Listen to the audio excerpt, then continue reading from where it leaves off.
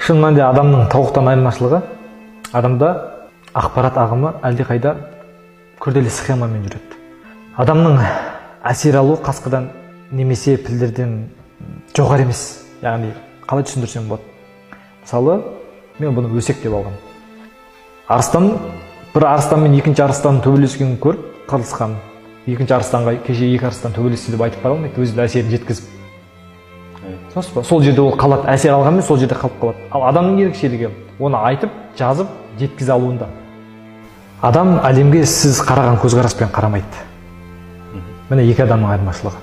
Демек, ода информация жоқ, ода мәлімет жоқ жаңағы. Ода білім жоқ деген сөз. Яғни толық емес та, әлі алып үлгерген жоқ білімді. Яғни санасында барьер бар. Ұлтшылдықпен, діншілдікпен барьерді ұстап тұр. Мысалы, кез келген діншіл адамнан сұрақ қойсаң, оның жауабы оңай ғой, оның жауабы бар ғой. Неге